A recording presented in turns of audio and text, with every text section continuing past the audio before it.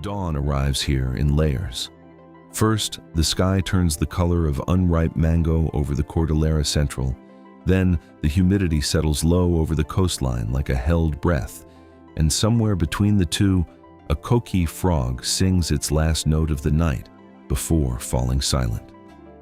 The Caribbean Sea presses turquoise against a northern shore built from limestone cliffs and karst hills that rise and fall like the backs of sleeping animals. Rain falls without warning and clears just as fast, leaving the asphalt steaming and the flamboyant trees dripping their red blossoms onto sidewalks that have seen 5 centuries of footsteps. This is Puerto Rico. Not the postcard version, not the cruise ship afternoon or the resort balcony view, but the version lived daily by roughly 3 million people who wake up, brew their coffee, argue about baseball, bury their dead, raise their children, and build their lives on an archipelago that sits at a strange crossroads of identity. Puerto Rico is a United States territory. Its people are U.S. citizens. Its currency is the dollar, yet its language, its rhythm, its soul remain unmistakably its own. This is a place shaped by Taino roots, Spanish colonization, African heritage, and a complicated modern relationship with Washington that touches nearly every part of daily existence, from the price of milk to the reliability of the electrical grid. This video is not about the beaches, though the beaches are real and they are extraordinary. It is about what happens after the ferry from the mainland lands, after the last tourist bus pulls away from Old San Juan, when the island belongs again to the people who call it home. It is about how a nation, without full nationhood, keeps its identity intact, generation after generation, often against considerable odds. Because to understand daily life in Puerto Rico is to understand what it means to belong fiercely to a place the rest of the world still cannot quite decide how to classify. The Puerto Rican morning begins with coffee, and not casually. Café con leche, strong and dark, grown often in the mountain towns of the interior like Yauco, Adjuntas, or Jayuya, where the volcanic soil and shade-grown conditions produce beans once prized enough to be served in the Vatican. In small kitchens across San Juan, Ponce, and Mayagüez, the smell of coffee mixes with the scent of pan sobao, a soft, slightly sweet white bread often toasted and buttered, or with the yeasty warmth of cazitos fresh from a neighborhood panaderia. In the cities, mornings move at 2 speeds at once. There is the unhurried rhythm of elders sitting on their balconies, called balcones, watching the street wake up, greeting neighbors by name, the way porches once functioned in small towns everywhere before screens replaced faces. And there is the faster rhythm of commuters navigating traffic on the Expreso Las Americas or squeezing onto Publicos, the shared vans that function as informal buses, especially outside the metro area where public transit does not reach. Plazas still matter here. In smaller municipalities, the Plaza Pública, anchored by a Catholic church and a scattering of shaded benches, remains the literal and symbolic center of town, a legacy of Spanish colonial urban planning that dates to the 16th century. Farmers and vendors still gather at mercados like the one in Santurce, where produce like plantains, yautia, and quenepas, a small tart sweet fruit beloved in summer, are laid out under corrugated awnings. It is in these small repeated rituals, the coffee, the greeting, the walk to the plaza, that the texture of daily life reveals itself, quieter and more durable than anything a tourist itinerary could capture. These morning patterns are inseparable from the people who sustain them, and it is in the extended, overlapping web of family that Puerto Rican life finds its deepest architecture. Family in Puerto Rico rarely means only the nuclear unit. It means tios, primos, padrinos, and madrinas, godparents bound not by blood, but by a lifelong social contract, all folded into a single elastic support system. Multi-generational households remain common, not simply out of tradition, but often out of economic necessity, with grandparents helping raise grandchildren while parents work, and adult children returning home between jobs or after a hurricane damages a house beyond immediate repair. Neighborliness carries real weight. The custom of vecinos looking out for one another, sharing tools, checking on elderly residents, passing plates of food over a fence, persists, especially outside the capital, in towns like Utuado, Calle, or Ay Bonito, where everyone seems to know everyone else's business and, more importantly, is willing to help when trouble arrives. This became especially visible after Hurricane Maria struck in September 2017, when, in the absence of functioning infrastructure, it was often neighbors, not government agencies, who cleared roads, shared generators, and cooked shared meals from thawing freezers. Sunday remains something close to sacred, even for the non-religious. Extended families gather for a long midday meal, sobremesa, the lingering conversation after the plates are cleared, stretching for hours. Dominoes click on folding tables set up in driveways and carports. Children move between households as though walls barely exist. It is a culture where the individual is rarely imagined in isolation, always understood as a node within a larger, obligated, affectionate network. That same communal instinct pulses through the island's cultural expressions, where identity is not simply inherited, but performed, sung, and danced into being each year. To ask a Puerto Rican how they identify is to open a conversation with real depth. Many will say Boricua, a term drawn from Boriquen, the name the indigenous Taíno people gave the island before Spanish colonization began in 1493. The word carries pride, a claim to roots older than any flag that has flown over the territory. Others will describe themselves simply as Puertorriqueños, and many will hold both an American and Puerto Rican identity simultaneously, without contradiction, a duality that outsiders sometimes struggle to understand, but which locals navigate without much friction at all. Language itself tells the story of layered history.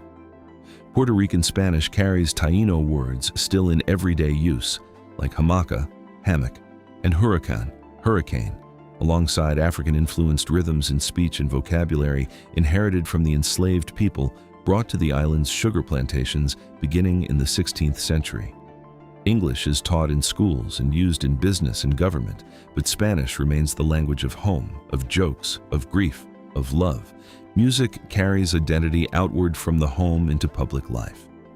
Bamba, a drum-driven tradition rooted in the island's African heritage, developed among enslaved communities along the coast and remains a living art form, its call and response rhythms performed at festivals from Loíza to Ponce.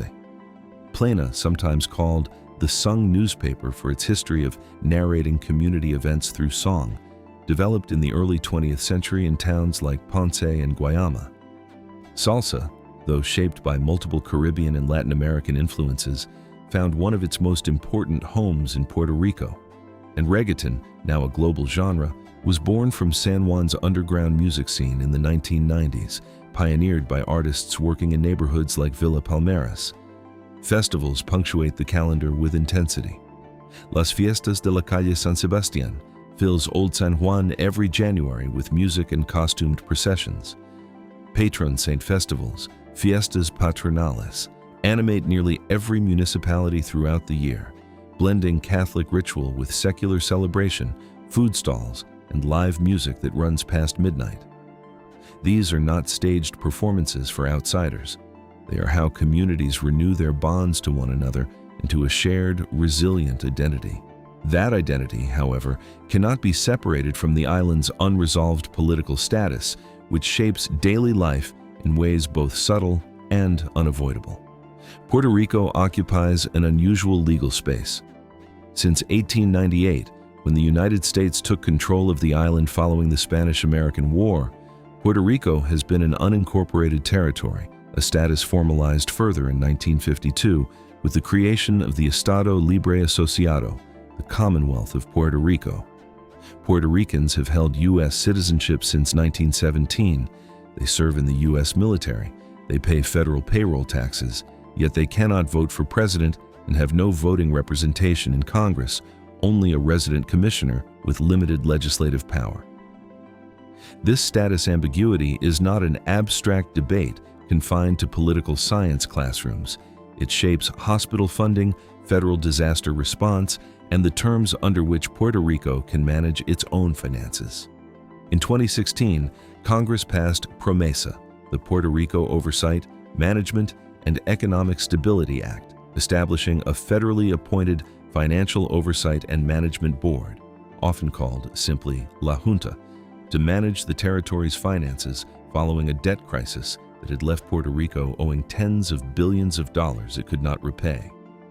That board still holds substantial authority over the island's budget today, a reality that many residents experience as a loss of local control layered atop an already limited form of self-governance. Status referendums have been held repeatedly in 1967, 1993, 1998, 2012, 2017, and 2020, each testing appetite for statehood, continued Commonwealth status, or independence, yet none has produced a binding change, since only Congress holds the authority to alter Puerto Rico's status.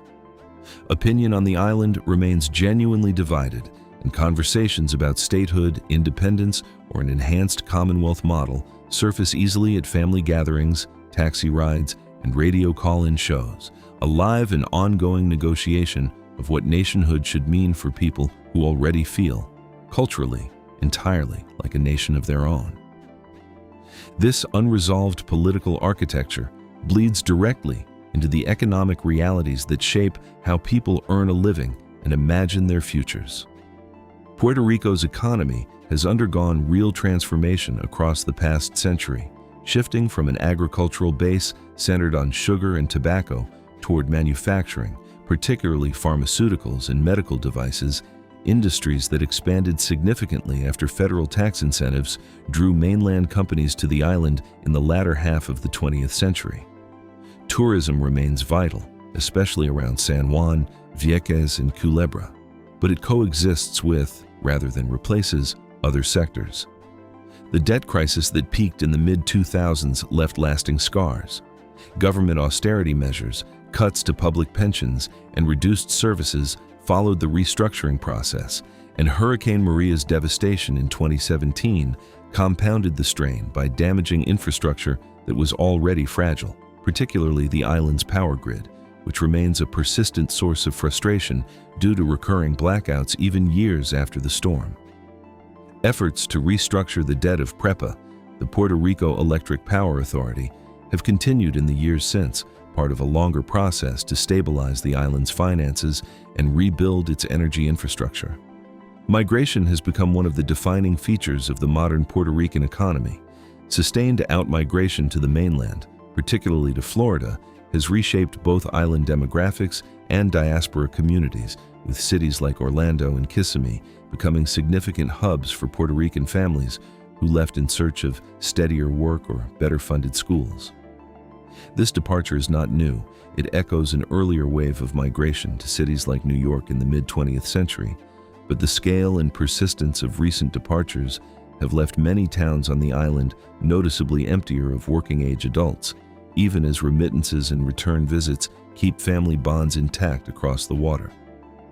Alongside the formal economy exists an informal one, no less essential. Home-based food vendors, informal repair services, small-scale construction work paid in cash. These networks fill gaps left by an economy that has not always generated enough formal employment, and they reflect the same resourcefulness that shows up more visibly and more deliciously at the dinner table. Puerto Rican cuisine, cocina criolla, draws its character from the same layered history as its music and language, Taino ingredients, Spanish technique, and African cooking traditions fused over centuries. Mofongo, mashed fried green plantains pounded with garlic, olive oil, and pork cracklings called chicharrón, stands as perhaps the island's most recognized dish, often served stuffed with shrimp, chicken, or seafood in a savory broth. Arroz con gandules, rice cooked with pigeon peas and sofrito, a foundational blend of onions, peppers, garlic, and culantro, appears at nearly every celebration, alongside lechon, whole roasted pig, slow-cooked over charcoal, most famously along the so-called Ruta del Lechon in Guavate, a stretch of roadside restaurants outside Calle, where families drive specifically for the meal. Alcapurrias, fritters made from a dough of grated green banana and llauria stuffed with seasoned meat, and bacalaitos, crispy salted cod fritters, are staples of the island's kioscos, roadside food stands especially concentrated along beaches like Luquillo, where dozens of small vendors serve fried food to families spending the day by the water. Pasteles, a labor-intensive dish of masa made from green bananas and root vegetables, filled with seasoned meat and wrapped in banana leaves, are traditionally prepared in large communal batches around the December holidays, an event that often draws entire extended families into a single kitchen for a full day of work. The contrast between street food and home cooking is less a hierarchy than a rhythm.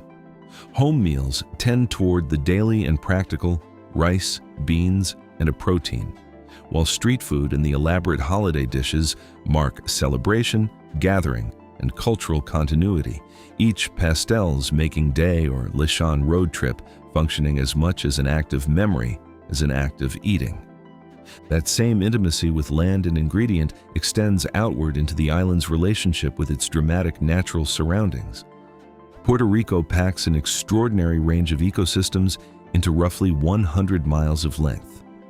El Yunque National Forest, the only tropical rainforest in the U.S. National Forest System, rises green and mist-covered in the northeast, home to the endangered Puerto Rican parrot and the ever-present coqui, a tiny native frog whose call has become an unofficial audio signature of the island. Along the southern coast, dry forest reserves like Guanica present an almost desert-like landscape, a striking contrast to the rainforest just a couple of hours north. The island's bioluminescent bays, particularly Mosquito Bay and Vieques, glow with a blue-green light produced by microorganisms disturbed in the water, a phenomenon rare enough globally that this single bay is considered among the brightest examples on Earth. Surfing culture thrives around Rincon, on the island's western tip, where waves draw both competitive surfers and a laid-back community that has built its identity around the ocean's rhythms. Inland, the karst region around Arecibo and Camuy features sinkholes, caves, and underground rivers carved through limestone over millions of years. This relationship with the land is not merely recreational. Farming communities in the Central Mountains still measure the year by planting and harvest, and coastal fishing communities, particularly in towns like Loíza and Naguabo, maintain traditions passed down through generations of working the same waters. Climate here is generous but not gentle. Hurricane season, running from June through November, forces an entire population to hold a permanent quiet awareness of the sky, a vigilance built into the culture as thoroughly as any festival or family recipe. Navigating this landscape and reaching work, school, and family across it depends on a transportation system that reveals its own contrasts between old patterns and modern strain. Public transportation in Puerto Rico remains limited outside the San Juan metropolitan area, where the Tren Urbano, the island's only rail system, opened in 2005 and connects parts of the capital region including Viamón, Guaynabo, and Rio Piedras.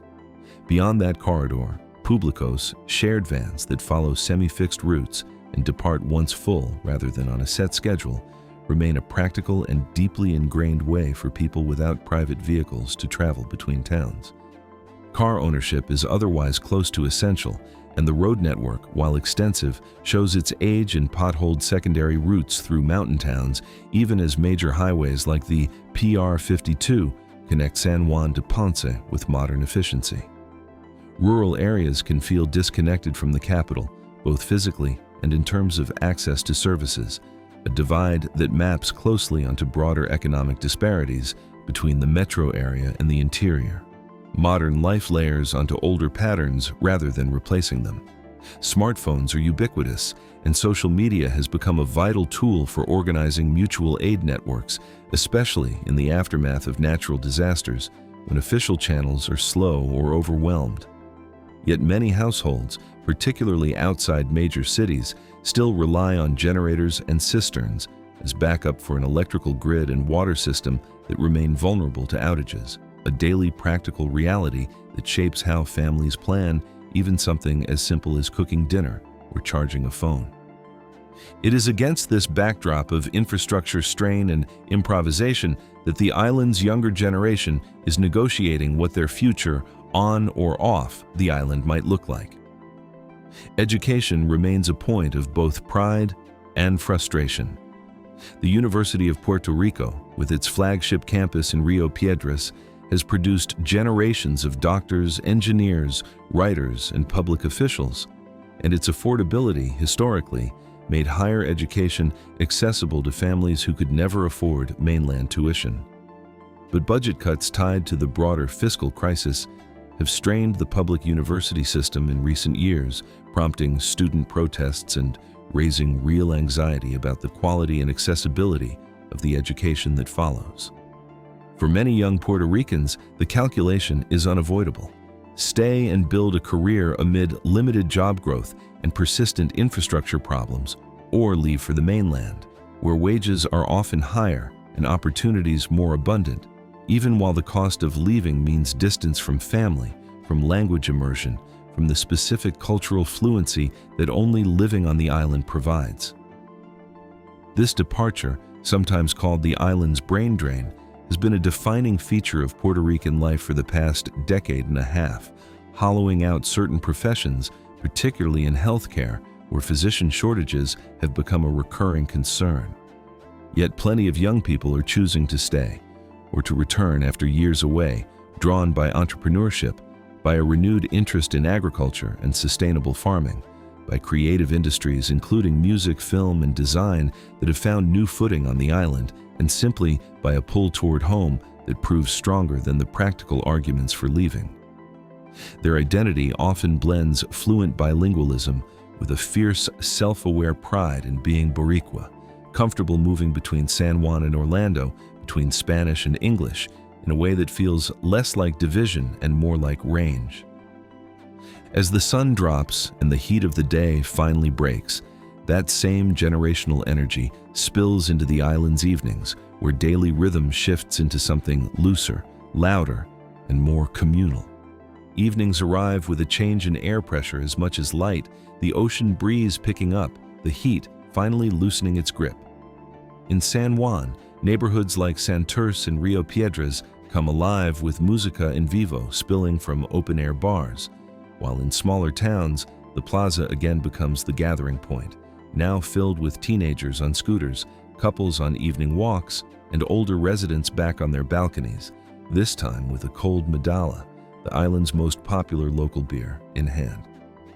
Dinner tends later than mainland norms, often after 8, and Friday nights in particular carry a communal charge. Family visits, impromptu parties called reunions, or simply extended time spent on a porch with neighbors that can stretch well past midnight. Dominoes reappear under string lights, salsa and reggaeton compete for airspace from adjacent houses, children stay up later here than American convention might suggest, folded into the adult evening rather than separated from it, another expression of a culture that rarely partitions generations from one another. Weekends bring their own rituals, beach trips to spots like Luquillo or Ocean Park, family barbecues, and for many, Sunday Mass followed by that long midday meal already mentioned, the day slowing rather than speeding toward its close. This nightly and weekly cadence, loud, warm, deeply social, offers a counterweight to the daytime pressures of work and economic uncertainty, a reminder that joy here is cultivated deliberately, not left to chance. But joy and hardship exist side by side on this island, and no honest portrait of daily life can look away from the challenges that shadow even these warmest evenings. Challenges of life. The struggles are specific, and they are real. The electrical grid, privatized and restructured multiple times since Hurricane Maria, continues to produce blackouts that disrupt everything from refrigeration to medical equipment dependent on stable power, a source of ongoing public frustration and protest. Housing costs in desirable coastal areas have risen sharply, driven in part by mainland buyers and short-term rental investment, pricing some longtime residents out of neighborhoods their families have occupied for generations, a tension that has sparked visible community pushback in places like Rincon and Old San Juan. Poverty rates remain higher than in any U.S. state, and the interplay between limited local fiscal authority, federal oversight through the board, and the long tail of the debt restructuring continues to constrain public investment in schools, hospitals, and infrastructure. Hurricane vulnerability is not hypothetical. Maria's devastation in 2017 remains a living memory, and the risk of another major storm hangs over every June to November stretch, shaping insurance costs, construction standards, and a collective, low-grade anxiety that never fully disappears. Outmigration, discussed earlier as an economic pattern, also registers as an emotional wound. Aging populations left in towns where the working generation has largely departed, schools consolidating as enrollment drops, a slow demographic reshaping that touches nearly every family, with someone now living in Florida, New York, or Texas.